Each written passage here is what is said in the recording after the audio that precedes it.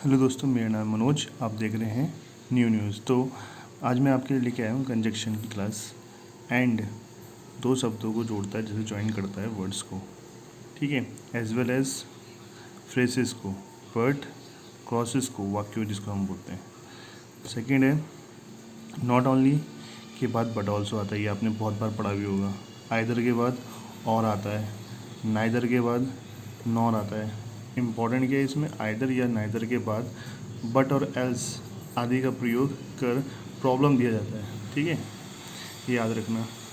Not only but also पर ढेर सारे प्रॉब्लम अनरिलेटेड तथ्यों पर जोड़कर दिए जाते हैं। जैसे not only he goes to my house slash but also slash से here there slash no error. तो गोज़ और स्टे वर्ब हैं। Not only goes dash but also stay.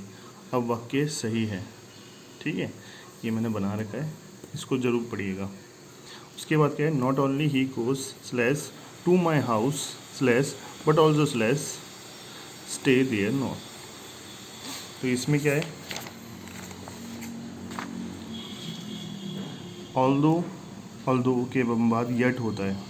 Although और दो के बाद यट होता है, जबकि प्रॉब्लम हमेशा बट और एल्स और एंड आदि करके दिया जाता है। Although he is rich but and he is dishonest, ये गलत है।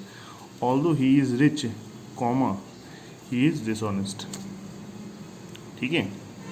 बट के बाद हमेशा एंड होता है, किंतु प्रॉब्लम एज वेल एज और स्लैश एल्स आदि के संसार दिया जाता है।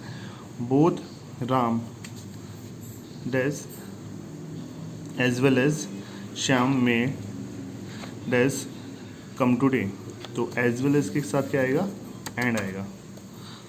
वेदर के बाद और आता है। एरर में दैट यूज़ करते हैं और बैलेंस के लिए और देख कर पता लगा सकते हैं। जैसे कि I don't know that he will come और नॉट। तो यहाँ क्या आएगा, दैट नहीं आएगा, यहाँ आएगा वेदर। जहाँ ये ना वेदर के बाद और आता है, तो यहाँ दैट नहीं आएगा, यहाँ वेदर आएगा और की जगह। और वेदर मतलब इनके बीच, इसकी दैट की जगह वेदर आएगा। सो और एज का प्रयोग पॉजिटिव डिग्री में दो वाक्यों की तुलना के लिए किया जाता है। जैसे सो और एज का प्रयोग नेगेटिव वाक्य और पॉजिटिव दोनों में। एज और एज का प्रयोग एफर्मेटिव तथा negative. Ram is a good as you, ये हो गया पॉजिटिव, सॉरी एफर्मेटिव।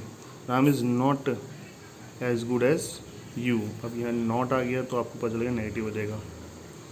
इसके बाद है हार्डली स्केल्डी के बाद वैन आता है। इम्पॉर्टेंट क्या है, हार्डली स्केल्डी के बाद देन दैट जोड़कर प्रॉब्लम दिया जा सकता है। क्या आना चाहिए, वैन आना चाहिए, ये नहीं आना चाहिए। इसके ये एग्जाम में दे देते हैं देन और दैट, ठीक है, ये मैंने एग्जाम्पल बता रखा है। उसके बाद है सेल्डम इफ़ एवर, सेल्डम और नेवर, ये सही है। सेल्डम और आ जाता है, सेल्डम इफ़ आ जाता है, तो ये एरर में आ जाते हैं सबसे ज़्यादा।